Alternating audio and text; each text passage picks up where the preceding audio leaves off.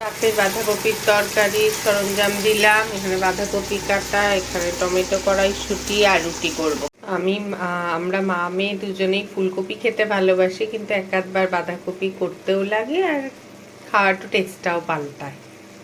বাকি সরঞ্জামগুলো দিয়ে আবার চাপা দিয়ে একজনকে পটি করতে পাঠিয়েছি, জল নিয়ে খেলছে আর দিদুন মার দিকে তাকাতে পারছে না, চোখ মুখ বানাচ্ছে। কি দেখি মুখটা, ময়ূকের মুখটা একবার দেখ। বেরিয়ে এসো ময়ূক, শিগগিরই বেরিয়ে এসো।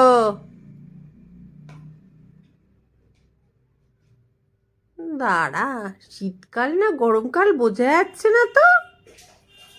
পড়িয়ে বাড়ি ফেরার সময় এখানে চিকেন উইংস নিয়ে এসেছি। এখানে পেঁয়াজ আছে আর এখানে গ্রিন চাটনি। রাতে রুটি আর তরকারি খাওয়ার আগে এটা একটু খেয়ে নিচ্ছি।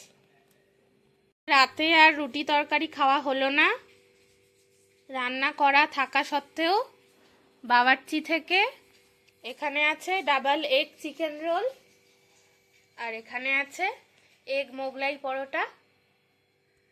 দারুণ হবে খাবার। Good night. রাতে আমাদের সকালে রান্না কেকটা এবার খোলা হচ্ছে, দেখা যাক কেমন হয়।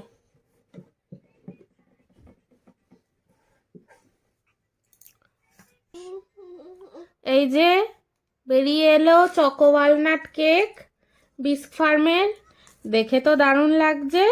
এবার খেয়ে বলছি কেমন, খেতেও দারুণ টেস্টি হবে। শীতের সকালে গরমা গরম আদা দিয়ে দুধ চা। গুড মর্নিং বন্ধুরা, শুরু করলাম সকাল। মাছের ঝোলের প্রস্তুতি চলছে।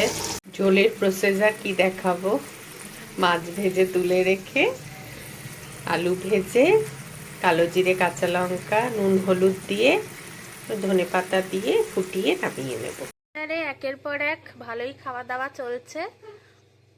আজকে দোকান থেকে কেনা চিকেন বিরিয়ানি, সাথে আলু আর ডিম আছে, আর এখানে মা ঘরে স্যালাড করেছে।